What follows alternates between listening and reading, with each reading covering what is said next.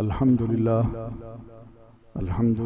نحمده ونستعينه ونستغفره ونؤمن به ونتوكل عليه ونعوذ بالله من شرور أنفسنا ومن سيئات أعمالنا من يهده الله فلا مضل له ومن يضلله فلا هادي له ونشهد أن لا إله إلا الله وحده لا شريك له ونشهد أن محمدًا عبده ورسوله وصلى الله تعالى على خير خلقه محمد وعلى آله وأصحابه أجمعين أما بعد فإن أحسن الحديث كتاب الله وأحسن الهدي هدي محمد صلى الله عليه وسلم وشر الأمور محدثاتها فإن كل محدثة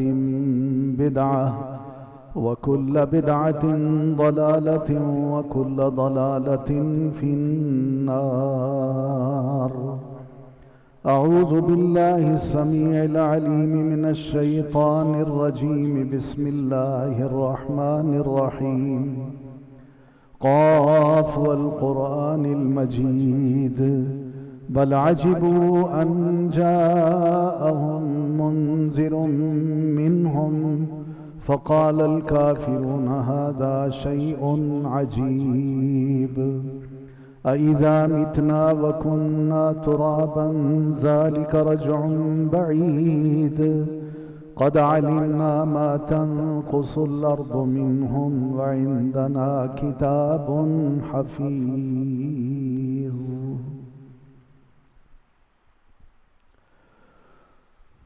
آج کل ہم مسلمانوں کے دنیا میں جو حالات ہیں یہ ہم سب مسلمانوں کو سوچنے پر مجبور کر رہے ہیں کہ ایسا کیوں ہو رہا ہے اور کیا واقعی ایسا ہونا چاہیے اور کیا مسلمان ان حالات میں اپنے آپ کو کیا صبر اور حوصلے کا پابند کرے یا کچھ ایسا اقدام اٹھائے کہ دنیا جو کچھ کر رہی ہے ہم بھی ویسا ہی کریں. حالات کا اگر ہم تجزیہ کریں تو حقیقت یہی ہے کہ جس طرح آج ہم مسلمانوں کے حالات ہیں اسی طرح نبی علیہ الصلوۃ والتسلیم کے دور میں بھی ایسے حالات تھے. کیوں؟ اس لیے کہ پیارے نبی علیہ الصلوۃ والتسلیم نے جس قسم کا میسج دیا ہے، یہ میسج، یہ پیغام اور اس کی دعوت اور اس پر عمل اور اس کو اپنانا، یہ سب ایسی چیزیں ہیں جس میں کچھ انسانوں کے اندر خوبیاں پیدا ہو جاتی ہیں، کچھ انسانوں کی اصلاح ہو جاتی ہے، کچھ انسان فساد سے بچ جاتے ہیں اور کچھ ایسے بھی ہیں جو اسی فسادی ذہن کو لے کے چلتے ہیں مگر ان اچھے انسانوں سے وہ حسد کرتے ہیں اور اسی حسد کی بنیاد پہ یہ سارا فساد ہوتا ہے. دیکھیے پیارے نبی علیہ الصلوۃ والتسلیم مکہ میں ہیں. آپ علیہ الصلوۃ والتسلیم نے کیا دعوت دی؟ سیدھی بات کہی کہ قولوا لا الہ الا اللہ، یا لا الہ الا اللہ محمد الرسول اللہ پڑھ لو. آپ کی اس دعوت کو انتہائی غلط طریقے سے لیا گیا اور آپ کی مخالفت کی گئی. مخالف پرائے بھی نہیں، اپنے بھی بن گئے اور اس مخالفت میں وہ آہستہ آہستہ آگے بڑھتے گئے. پہلے گفتگو کے ذریعے، الزامات کے ذریعے، تہمتوں کے ذریعے آپ صلی اللہ علیہ وسلم کو اور آپ کے ساتھیوں کو عجیب و غریب قسم کے نام دیے گئے کہ آپ جادوگر ہیں، آپ کاہن ہیں، آپ ایسی باتیں کرتے ہیں، یہ پاگل پن کی باتیں ہیں. اور آپ کے ساتھیوں کو یہ کہا گیا کہ بے وقوف لوگ ہیں، سفہاء ہیں. یہ ابتدا تھی اور پھر اسی ابتدا سے آگے بڑھتے بڑھتے ہم جانتے ہیں کہ ایک قدم یہاں تک بھی اٹھانے کے لیے وہ تیار ہو گئے کہ ہم رسول اللہ صلی اللہ علیہ وسلم کا خاتمہ ہی کر ڈالیں. اور اس سے پہلے صحابہ کرام کو ٹارچر کیا گیا، مارا گیا، زخمی کیا گیا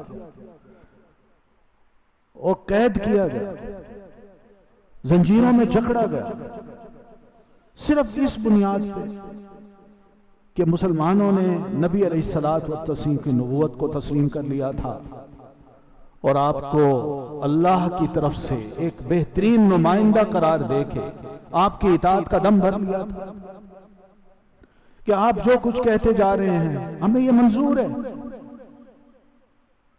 یہ آزادی کی جو باتیں کی جاتی ہیں، یقین مانیے کہ اسلام نے جتنی آزادی انسانوں کو دی ہے غیروں نے نہیں دی۔ کیا مسلمانوں نے کلمہ پڑھنے کے بعد کوئی ایسی متشددانہ کارروائی کی؟ اپنا بدلہ لیا؟ نہیں لیا۔ دوسروں کے الزامات، گالیاں، فحش باتیں اور انتہائی غلیظ قسم کے کلمات جو اسلام، رسول اللہ اور صحابہ کرام کے بارے میں اور دین کے بارے میں کیے گئے، حقیقت یہ کہ صحابہ کرام کو سمجھایا گیا کہ تم اپنا منہ بند رکھو، کوئی جواب ان کو نہ دو، فاعفو واصفحو، سنتے جاؤ، درگزر کرتے جاؤ اور بھولتے جاؤ ان باتوں کو، لیکن تمہیں جو کہا جا رہا ہے تم اس پر عمل کرتے جاؤ۔ یہی وہ سب سے بڑی خوبی تھی جو مسلمانوں نے اپنائی اور دوسروں کو دل کے اندر حسد پیدا کرتی تھی کہ ہم جتنا بھی ان کو اکساتے ہیں، جتنا بھی ان کے پیچھے پڑتے ہیں، جتنے بھی الزام لگاتے ہیں، ان کا رد عمل بڑا ٹھنڈا ہوتا ہے۔ یہ عمل پہ عمل کیے جاتے ہیں، یہ اور زیادہ سنورتے جاتے ہیں، ان کی خوبیاں اور نکھر رہی ہیں، ہم ظالم بن رہے ہیں اور یہ مظلوم بنتے جا رہے ہیں۔ ہم سمجھتے ہیں کہ یہ ناسے نہیں ہیں، بلکہ حقیقت میں ان کی نصیحت کا اثر لوگوں کے دلوں پر ہو رہا ہے، مگر ہماری باتوں کو جس میں قسمیں ہوتی ہیں، جھوٹ ہوتا ہے، الزام ہوتا ہے، لوگ اب ہماری سرداری پر بھی شک کرنے لگ گئے۔ یہ سب مکہ کا ماحول تھا اور یہی ماحول بنتے بنتے آخر مسلمانوں کو مجبور کر گیا کہ اس علاقے کو چھوڑ دو۔ مسلمان چھوڑ گئے علاقے، ہجرت حبشہ کی طرف کر لی، وہاں بھی یہ پہنچے، وہاں بھی نہیں چھوڑا، وہاں بھی جھوٹے الزامات لگانے کی کوشش کی، رشوتیں دے کے بادشاہ کو، اس کے وزراء کو قائل کرنے کی کوشش کی کہ دوستی کا دم بھرو، ہم تمہارے دوست ہیں، ہم تمہارے مخلص ہیں، ہم آتے جاتے ہیں تمہارے پاس۔ یہ نیا فتنہ اٹھا ہے جس نے ہمارے مکہ کی سرزمین میں ایک زلزلہ سا برپا کر دیا ہے، گھر گھر کے اندر فساد برپا ہو گیا ہے، ہمارے آباء و اجداد کے مذہب کو غلط قرار دیا جا رہا ہے، ہمارے بتوں کی پوجا نہیں کروائی جا رہی بلکہ ان کو برا کہا جا رہا ہے اور ایک خدا کی عبادت کرنے کی دعوت دی جا رہی ہے۔ کوئی ایک بات تھی، یہ باغی ہیں، ان کو ہمارے حوالے کیجیے۔ مگر جب بادشاہ نے کیس سنا تو اس وقت بھی مسلمانوں نے حق کو اپنایا، سچائی کو اپنایا کہ کچھ بھی ہو جائے، لیکن حالات سے مجبور ہو کہ ہم نے جھوٹ نہیں بولی، اس سچے دین کی حفاظت کرنی ہے، جس سچائی کو ہم نے اپنایا ہے اسی سچائی کو آج بادشاہ کے سامنے واضح کرنا ہے، اور کیا۔ لیکن پھر بادشاہ کو اکسایا گیا کہ یہ لوگ جو کچھ کہہ رہے ہیں کہ ہم ماضی میں بڑے برے لوگ تھے، ہم آپس میں لڑتے تھے، ہم رشتوں کا احترام نہیں کرتے تھے، ہمارے درمیان محبت نہیں تھی، نفرتیں تھیں، جنگیں تھیں، فحش تھا اور بڑے غلط کام تھے، چوریاں ڈکیتیاں ہم کرتے تھے، لیکن محمد الرسول اللہ صلی اللہ علیہ وسلم نے آ کے ہمیں ان تمام برے کاموں سے روکا۔ بادشاہ نے کہا یہ تو اچھی بات ہے، کون سا ان کا قصور ہے؟ پھر سوچا کہ اور کوئی صورت اپنائی جائے کہ کسی طرح بادشاہ انگیخت ہو اور ایک بات سن کے کسی طرح ان کو ہمارے حوالے کر دے۔ بادشاہ کو عرض کی کیا آپ کو پتہ ہے عیسیٰ علیہ السلام کے بارے میں ان کے کیا نظریات ہیں؟ وہ عیسائی تھا۔ سیدنا جعفر بن ابی طالب رضی اللہ تعالیٰ عنہ نے اس وقت بھی یہی فیصلہ کیا، اور تمام مسلمانوں نے، جو قرآن ہمیں سکھاتا ہے عیسیٰ علیہ السلام کے بارے میں۔ آج موقع ہے اسی قرآن کو سنا دیا، اسی قرآن کے بارے میں بادشاہ کو آگاہ کر دیا جائے کہ ہم مسلمان سیدنا عیسیٰ علیہ السلام اور ان کی والدہ کے بارے میں کیا نظریہ رکھتے ہیں، کیا سوچتے ہیں۔ اور بھرے دربار میں سیدنا جعفر رضی اللہ تعالیٰ عنہ کو سورہ مریم سنانے کا موقع مل گیا۔ بالکل واضح بات ہے، وَاذْكُرْ فِي الْكِتَابِ مریم، پوری سٹوری اتنی تفصیل کے ساتھ شاید بائبل میں بھی نہ ہو، اور سیدنا جعفر رضی اللہ تعالیٰ نے وہ سنا دی۔ اللہ کا کلام تھا، پڑھنے والے بھی عرب تھے، اور نبی علیہ الصلوۃ والتسلیم کے کزن۔ سیدنا جعفر نے قرآن کو سنایا اپنے عربی لہجے میں، بادشاہ نے سنا، اور سننے کے بعد بھرا حال یہ منظر پیش کر رہا تھا کہ بادشاہ کی آنکھوں سے آنسو جاری تھے۔ ادھر یہ رو رہا ہے اور ادھر نبی علیہ الصلوۃ والتسلیم کو اطلاع دی گئی، اللہ کے رسول وَإِذَا سَمِعُوا مَا أُنزِلَ إِلَى الرَّسُولِ تَرَىٰ أَعْيُنَهُمْ تَفِيضُ مِنَ الدَّمْعِ مِمَّا سَمِعُوا۔ اللہ کے رسول آپ کا قرآن جب وہ لوگ سن رہے تھے جو ہم نے آپ پر اتارا تھا، تو آپ دیکھ لیتے کہ ان کی آنکھیں کس طرح آنسو بہا رہی تھی۔ اور بادشاہ نے سننے کے بعد زمین سے ایک تنکا اٹھایا، اور تنکا اٹھا کے عمرو بن عاص کو، جو قریش کے نمائندہ تھے، اور مسلمانوں کو اور بڑے دربار کو بتایا کہ جو کچھ قرآن میں کہا گیا ہے اور جو کچھ سیدہ عیسیٰ اور مریم کے بارے میں نظریہ رکھتا ہوں، یقین مانیے اس میں اور اس قرآن میں اس تنکے کے برابر بھی ذرہ برابر فرق نہیں۔ میں مانتا ہوں حق اس طرح واضح ہوتا ہے، حق اس طرح جان پکڑتا ہے، دلوں کے اندر اپنا اثر ڈالتا ہے، اور یہی اثر بھی لوگوں کو قبول نہیں تھا کہ قرآن سنتے جاتے ہیں لوگ مسلمان ہوتے جاتے ہیں، ان کا دل موو ہوتے ہیں، غیر مسلم بھی قرآن کو سن کے اثر لیتا ہے، اور آئے دن خبریں سننے میں آ رہی ہیں کہ فلاں مسلمان ہوگا، فلاں مسلمان ہوگا، فلاں مسلمان ہوگا۔ یہ بھی ایک حسد تھا، غصہ تھا کہ قرآن مجید کو سن کے لوگ کیوں مسلمان ہو رہے ہیں۔ اس کو سنانے والا، اس پر بھی پابندی لگائیے، اور اس قرآن مجید پر بھی پابندی لگائیے کہ یہ نہ سنائے۔ مگر پیارے نبی علیہ الصلوۃ والتسلیم کو اللہ تعالیٰ نے یہ حکم دیا تھا کہ فَاصْدَعْ بِمَا تُؤْمَرُ وَأَعْرِضْ عَنِ الْجَاهِلِينَ۔ اللہ کے رسول جس کام کا ہم نے آپ کو حکم دیا ہے کہ قرآن آپ پر نازل کیا، آپ نے اس کو امت تک پہنچانا ہے، آپ اس کو کھلم کھلا پہنچائیے، اور جو لوگ آپ پر باتیں چھانٹتے ہیں ان کی طرف توجہ نہ کیجیے، آپ اپنا کام کرتے جائیے، اپنا وقت ضائع نہ کیجیے۔ اور اللہ کے رسول اپنا کام کرتے گئے، مخالفت بڑھتی گئی بڑھتی گئی، اور یہی وقت آیا کہ پیارے نبی علیہ الصلوۃ والتسلیم کو بھی مدینہ مکہ چھوڑنا پڑا۔ آپ مدینہ جب پہنچے تو وہاں ایک اور گروہ درمیان میں پیدا ہو گیا جو منافقوں کا گروہ تھا، یہ مارے آستین تھے، وہی حالات جو آج کل کے ہیں۔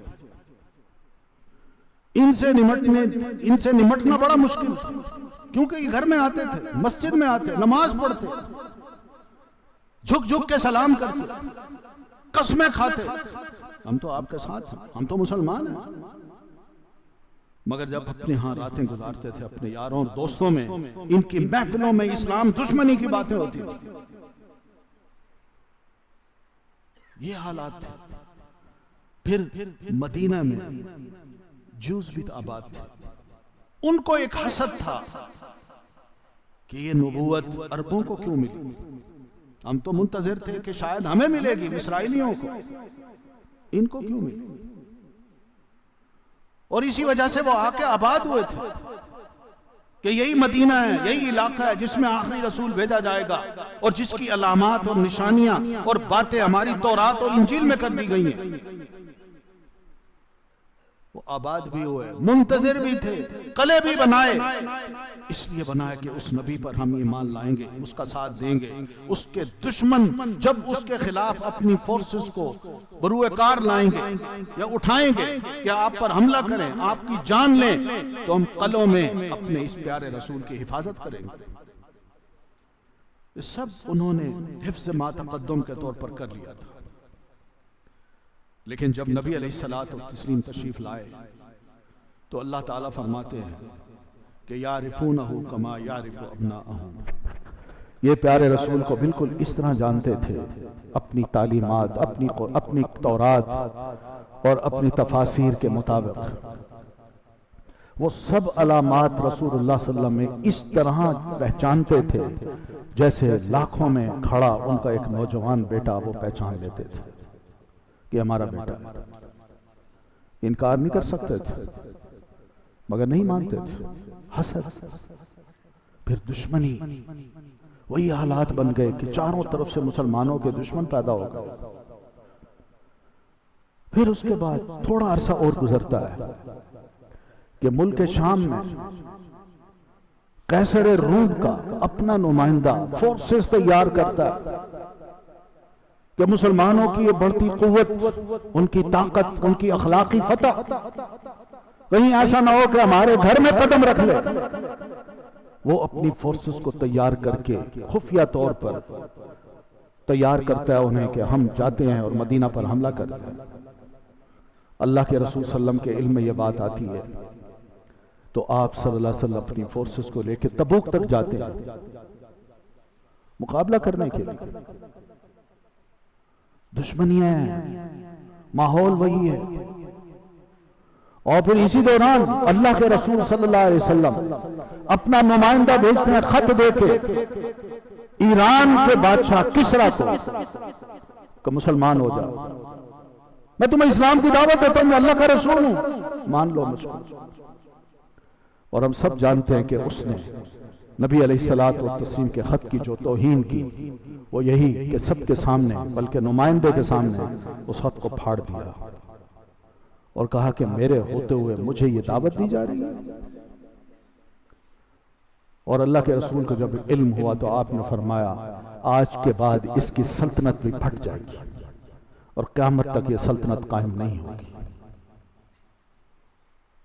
حسد، دشمنی، مسلمانوں کا گھیراؤ، مسلمانوں کے ساتھ برا سلوک، ان پر الزامات اور اس کی سیاست، یہ نبی علیہ الصلوۃ والتسلیم کے دور میں بھی تھی اور آج بھی وہی کچھ ہو رہا ہے۔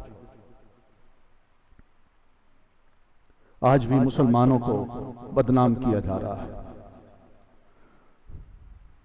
ایک اللہ کا بندہ کوئی چھوڑا ہے، امن کا دائی کہیں بھی ہو، ایک مسلمان ہو، لوگوں کا خیر خواہ ہو اور لوگ اس کو تسلیم کرتے ہو، کیا واقعی وہ زندہ چھوڑا گیا؟ کس طرح اس کو مٹا دیا گیا؟ جو قومیں اپنے انبیاء کرام کو قتل کرتی ہیں،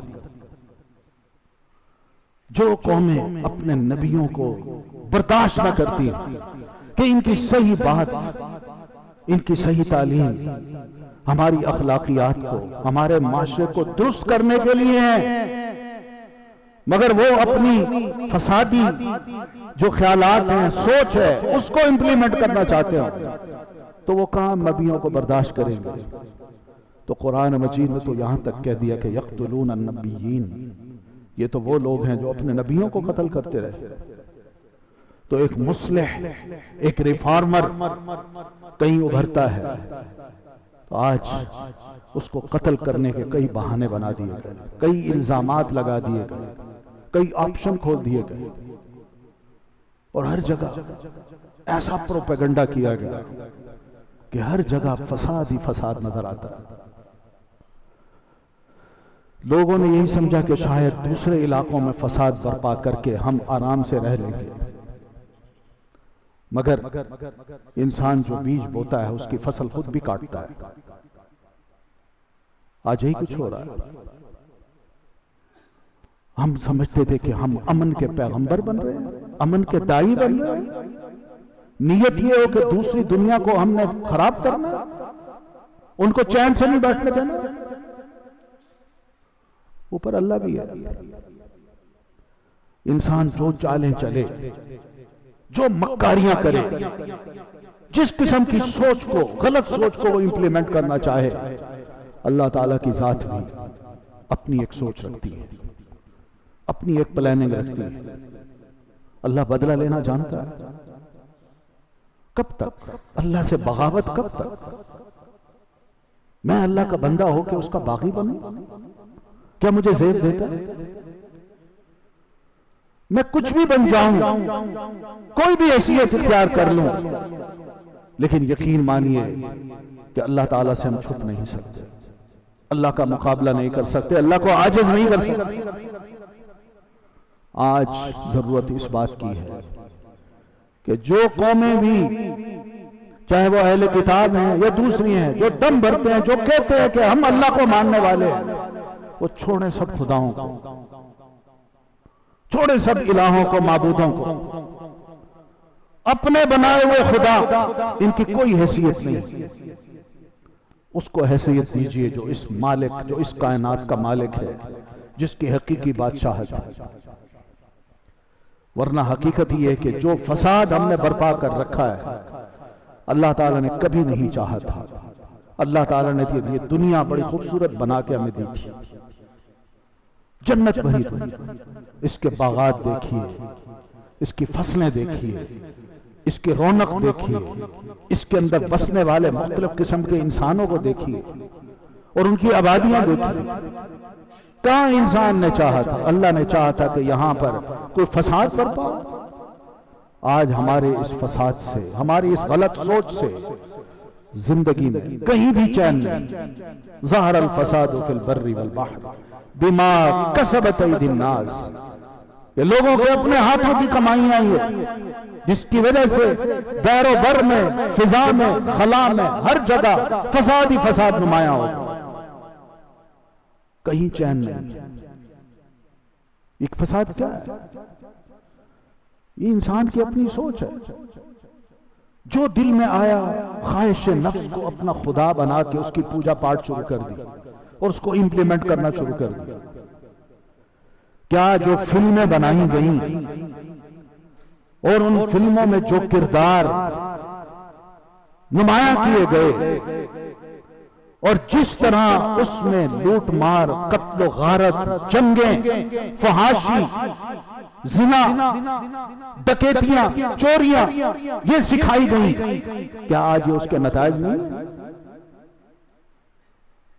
کیا ہم یہی سمجھتے تھے کہ دوسری دنیا کو یہ دکھا دیں گے تو ہم بچ جائیں گے؟ یہ اسی کے نتائج، یہ وہ فساد ہے جس کو ہم سمجھتے تھے کہ نہیں یہ انٹرٹینمنٹ ہے، یہ تفریحی سامان ہے۔ ذہنی فساد، سوچ کا فساد جس کو عام کر دیا گیا ہے، اور جس کے یہ نتائج ہیں کہ آج کسی انسان کو تھوڑی سی بھی بات کی جائے وہ غصے سے بھڑک اٹھتا ہے، وہ اپنی پلان کرتا ہے اور پھر بھسم کر دیتا ہے اپنے آپ کو بھی اور دوسروں کو۔ آئے دن یہ چیزیں دیکھی جا رہی ہیں۔ اچھے لوگ معاشرے میں گم کیے جا رہے ہیں اور برے لوگوں کو پروموٹ کیا جا رہا ہے۔ انہی کی بیک ہے، انہی کی پشت پہ بے شمار قوتیں ہیں۔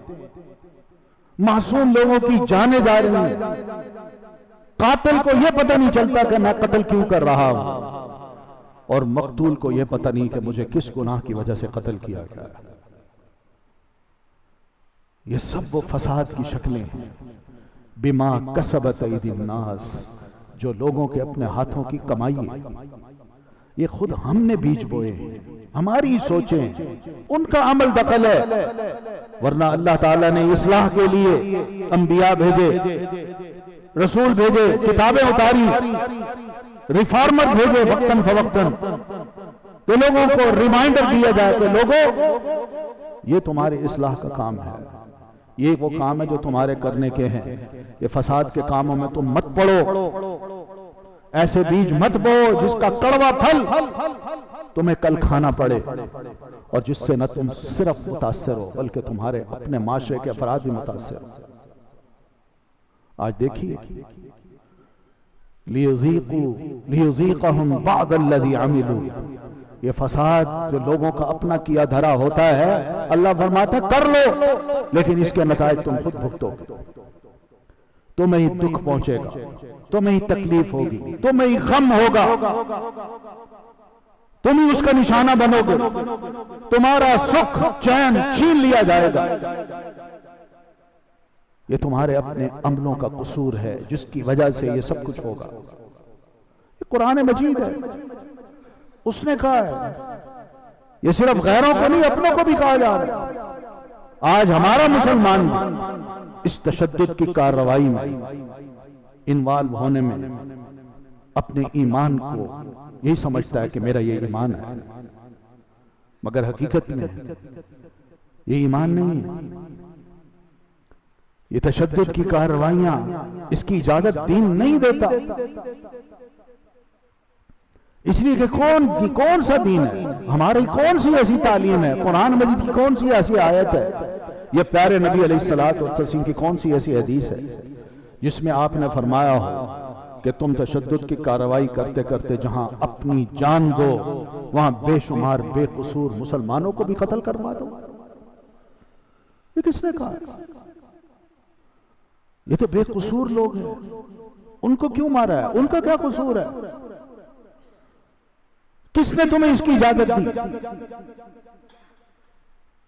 نبی علیہ الصلوۃ والتسلیم اس قدر محتاط ہے ہم مسلمانوں کو سمجھانے کے لیے کہ ایک جان کی قیمت کیا ہوتی ہے۔ صحابی رسول ہیں، میدان جنگ میں، اور ان کا مقابل ایک بڑا کڑیل قسم کا نوجوان، وہ ان سے لڑ رہا ہے۔ اس نوجوان نے صحابی رسول کو پچھاڑ دیا اور چاہا کہ میں قتل کر دوں اس کو، لیکن این اس موقع پر صحابی نے بھی پینترا بدلا اور کسی طرح بچ نکلے اور اس نوجوان کو نیچے بچھاڑ کے خود اوپر سوار ہو گئے۔ خنجر ہاتھ میں تھا کہ میں اس کے سینے میں گھونپوں، اس سے پہلے کہ وہ گھونپیں اس کو قتل کریں۔ وہ نوجوان کہتا ہے اشہد ان لا الہ الا اللہ واشہد ان محمد رسول اللہ۔ مگر یہ صحابی کہتے ہیں اب کہتے ہیں، یہ کہتے ہی چھرا اس کے سینے میں اتار دیا۔ یہ منظر ساتھ کھڑے دیگر صحابی مجاہدین دیکھ بھی رہے تھے اور سن بھی رہے تھے۔ لڑائی کے بعد پیارے رسول علیہ الصلوۃ والتسلیم کو بتایا گیا کہ اللہ کے رسول یہ کچھ ہوا ہے۔ آپ نے بلایا زید ادھر آؤ۔ جی اللہ کے رسول، تم نے ایک مسلمان کو قتل کیا؟ عرض کی اللہ کے رسول نہیں تم نے قتل کیا۔ اس نے کہا تھا اشہد ان لا الہ الا اللہ وان محمد رسول اللہ، اور تم نے اس کو قتل کر دیا۔ کہنے لگا اللہ کے رسول آپ جانتے ہیں وہ تو جان بچانے کے لیے سب کچھ کر رہا تھا، اور میں بھی جانتا تھا کہ یہ جان بچانے کے لیے کر رہا تھا، ورنہ اس سے پہلے اس نے مجھے پچھاڑا ہوا تھا۔ اگر میں پیترا میں بدلتا تو مجھے قتل کر دیتا۔ جب میں نے اس کو نیچے کیا اور اس کو اوپر چڑھا تو جان بچانے کے لیے وہ کہہ رہا ہے اشہد ان لا الہ الا اللہ۔ یہ انڈرسٹوڈ بات ہے۔ یہ کیسا ہے جو میں نے قتل کیا ہے؟ آپ نے فرمایا اشققت قلبہ، مجھے بتاؤ کہ کیا تم نے اس کے سینے کو، اس کے دل کو چیر کے دیکھا تھا کہ وہ اوپر سے کہہ رہا ہے جان بچانے کے لیے کہہ رہا ہے؟ بتاؤ کل قیامت کو یہی مسلمان رب کی عدالت میں آیا اور اس نے کہا اللہ میں مسلمان تھا، مجھے اس نے قتل کیا، کیوں؟ کیا جواب ہوگا تمہارے پاس؟ نبی علیہ الصلوۃ والتسلیم کے ایک جوش تھا، ایک روانی تھی، ایک غصہ تھا کہ تم نے مسلمان کو قتل کر دیا. اور زہد یہ سمجھ رہے تھے کہ سب کچھ دکھاوے کے لیے ہو رہا ہے،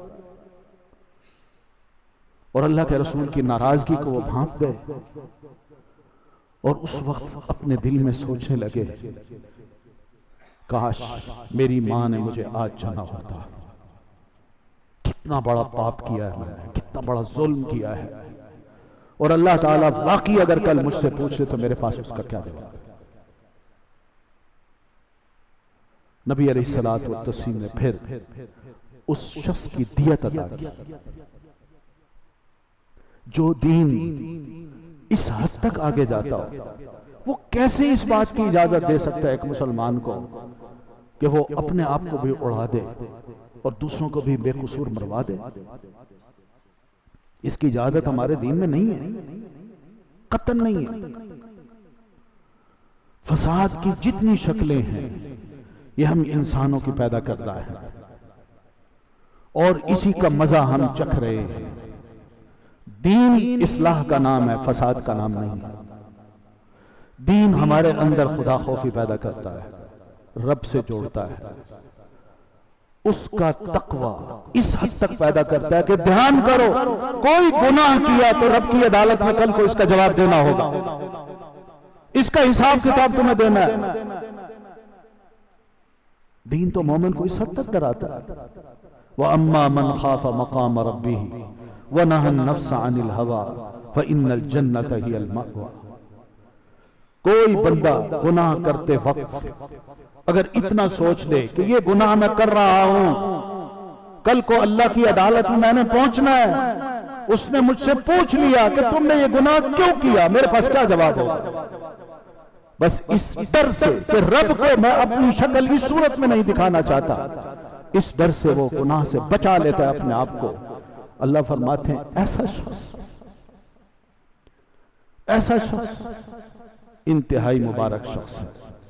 یہ کل کو جب میرے پاس آئے گا تو میں اس کو جنت جیسا عظیم نعمتوں بھرا ٹھکانہ نصیب کروں گا. صرف اتنا ڈر.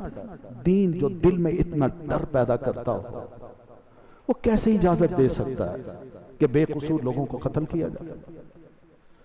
اس لیے اسلام نام ہی پیس کا ہے، امن کا ہے، امن کی دعوت دینے والا ہے، اور امن کو اپنے اندر برپا کرنے والا ہے. فساد کو وہ بالکل پسند نہیں کرتا، فتنے کو بالکل پسند نہیں کرتا. قرآن بار بار کہتا ہے الفتنۃ اشد من القتل. بندے کو قتل کر دیا جائے وہ ایک جان ہی جائے گی نا، لیکن بار بار فتنے کھڑے کر دیے جائے، ادھر سے ادھر سے ادھر سے، لوگ پریشان ہو، کوئی زخمی ہو رہا ہے، کوئی مر رہا ہے، کسی کا گھر تباہ ہو رہا ہے، کسی کا شہر اجاڑا جا رہا ہے. یہ زیادہ گھناؤنا جرم ہے بنسبت قتل کے. دین تو یہ کہتا ہے. آج ہر طرف فتنے برپا ہیں، فسادی برپا ہے. یہ سب فساد کی شکلیں جس میں آج ہم بھی گھیر لیے گئے ہیں، ہمارے اندر بھی موجود ہیں. ہماری اپنی دلچسپیاں بھی ہیں کچھ اس میں. ہم چاہتے ہیں کہ ایسے فساد کو ہم پسند کریں.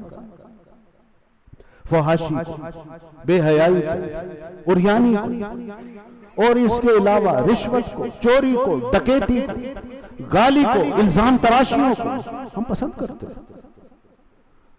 یہ وہ چیزیں ہیں جس کی وجہ سے یہ فساد پیدا ہوتا ہے، اور اسی کے وہ نتائج ہیں جو ہم انسان آج بھگت رہے ہیں. اس فساد سے بچنے کی ایک ہی صورت ہے، اور وہ یہی ہے کہ اسلام کے امن کے پیغام کو تسلیم کیا جائے.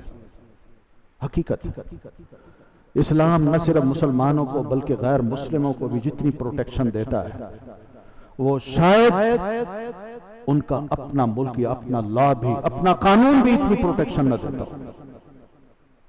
آخر ایک وقت تھا مسلمانوں کو غیروں نے دعوت دی تھی کہ آئیے اسپین میں، ہمارے بادشاہ نے اس طرح کا ظلم کیا ہے، قتل بھی کیا ہے، اور اس کی بیٹی کو اپنی داشتہ بنا کے اپنے گھر میں بھی رکھ لیا ہے. آئیے ہمیں ان ظالموں سے نجات دلائیے. آخر دعوت دینے والے جانتے تھے مسلمانوں کی حالت کو کہ یہ مسلمان کون ہے؟ منصف ہے، امن کے دائی ہیں، فساد کو دور کرنے والے ہیں. اور الحمدللہ دنیا میں ہمیں وقار اور عزت ملی تو اس امن کی وجہ سے ملی. اور حقیقت ہے کہ مسلمانوں کی حکومت جہاں جہاں بھی رہی، غیر مسلم جتنے امن سے رہے اور جتنی ان کو آزادی ملی اتنی شاید اس کے بعد ایسے لوگوں کو کبھی نہیں مل سکی. آج دیکھیے امن کا ایک دائی ہمارا اپنا مسلمان بھائی، سب جانتے ہیں آپ، ڈاکٹر ذاکر نائک، کیا ان کے ساتھ سلوک کیا جائے. انڈیا میں شاید ان سے بڑھ کر امن کا کوئی دائی ہو. غیر مسلموں میں رہ کے ہندو جتنی عزت ان کی کرتے ہیں، باوجود اس کے کہ وہ جانتے ہیں کہ آئے دن یہ ہمارے ہندوؤں کو مسلمان بناتا جا رہا ہے، لیکن اس سب کچھ کے باوجود الزامات ہیں، بھرمار ہے، میڈیا ہے صبح و شام ان کے خلاف بک بک کر رہا ہے، بول رہا ہے، مگر سب الزامات ہیں. یعنی انسان کہاں جائے؟ اپنے گھر کی زمین میں اس کے لیے تنگ کرتی جائے. یہ جو کچھ بھی ہو رہا ہے یاد رکھیے اسلام دشمنی میں ہو رہا اور کچھ نہیں. اگر ڈاکٹر ذاکر نائک کے ساتھ اس قسم کا سلوک ہو رہا ہے تو ہم سمجھتے ہیں پہلی بات کہ دو قومی نظریہ بالکل درست ہے، بالکل درست ہے، کہ کبھی نہیں چاہے گی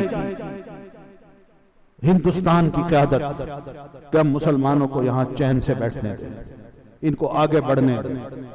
ان کی کوئی لیڈرشپ بغیر کسی سیاسی لیڈرشپ، کوئی مسلمان جو ایک مسلح کے طور پر ابھرے اور انہی کے اندر سے ابھرے اور پوری دنیا میں اپنے اس پیغام کو جو امن کا پیغام ہے وہ پھیلانا چاہے، وہ کبھی نہیں چاہے گی. تو اس کا مطلب ہی ہے کہ دو قومی نظریہ بالکل درست تھا. ظلم ہے، زیادتی ہے جو ہو رہی ہے، دنیا خاموش ہے، کوئی نہیں بولتا. یہ وہ کام ہیں جو فساد کے ہیں، جو خیر خواہ لوگ ہیں، امن کے دائی ہیں، ان کا جینا دو بھر کر دیا گیا. ضرورت اس بات کی ہے کہ ہم فساد کی اس شکل کو اصلاح میں بدلیں اور اس کا آغاز پہلے اپنے آپ سے کریں. اپنے ایمان اور اپنے یقین کو، اپنے اسلام کو اچھی طرح جانیں، اس کو زندہ کریں. دوسرے زندہ ہو رہے ہیں کس میں؟ حسد میں، ضد میں، تعصب میں، دشمنی میں، مگر ہم اپنے آپ کو بھی نہیں پہچانتے، اپنے نظریے کو بھی نہیں پہچانتے. میں یہ نہیں کہتا کہ نظریہ ہمیں متعصب بنا دے گا، یقین مانیے یہ نظریہ ہمیں بڑا بھلا انسان، بڑا رحیم، بڑا مشفق، بڑا مہربان بنا دے گا. ہم ان پر بھی ترس کھائیں گے جن پر ظلم ہو رہا ہے، جن پر ناحق ظلم توڑا جا رہا ہے اور جن کو ناحق قتل کیا جا رہا ہے، جن کے ناحق گھر اجاڑے جا رہے ہیں.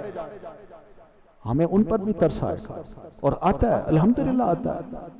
ہمیں افسوس ہوتا ہے کہیں بھی بم پھٹے، بے قصور انسان مارے جائیں، بچے، عورتیں، مرد، بوڑھے، افسوس ہوتا ہے. کیوں؟ اسلام کی دعوت ایسی ہے. اس لیے اسلام کو جس طرح برا بنا کے پیش کیا گیا ہے تو بتائیے اب اس برائی کے جنگل میں کس کی بات کو مانا جائے کہ یہ اصلاحی بات ہے؟ آخر کچھ تو معیار بنانا ہوگا. جو بھی اصلاح کا کام کرے گا اس کو فسادی بنا دیا جائے گا، اور جو فساد کا کام کرے گا وہ جھوٹ سے، دھوکے سے، فراڈ سے، مکاریوں سے اپنے آپ کو بڑا بہترین انسان بنا کے دنیا کے سامنے پیش کرے گا، جبکہ دنیا جانتی ہے کہ اس کا ماضی کا ریکارڈ کیا ہے. اس لیے یہ باتیں حقیقت میں سوچنے کی ہیں کہ ہمارے دین کو، ہم مسلمانوں کو آج بھی ویسی حالات کا سامنا کرنا پڑ رہا ہے جیسا کہ نبی علیہ السلام کے دور میں صحابہ کرام کو کرنا پڑ رہا تھا. اس دور میں انہوں نے اپنے اسلام کو جگایا، ایمان کو مضبوط کیا، اسلام کے ساتھ نتھی رہے اور اس کے ساتھ جڑے رہے، اللہ نے ان کو عزت دی۔ آج ضرورت اس بات کی ہے کہ ہم بھی جڑ جائیں، اپنے آپ کو جوڑیں اسلام کے ساتھ، اپنے ایمان کو جگائیں، رب کے ساتھ اپنے آپ کو جوڑیں۔ دیکھیے اللہ تعالیٰ ہمیں عزت دیتا ہے یا نہیں، اور یہ فساد کی شکلیں ختم ہوتی ہیں کہ نہیں۔ آج ضرورت اس بات کی ہے، یقین مانیے کہ دنیا میں اب کوئی مسلح نہیں رہا۔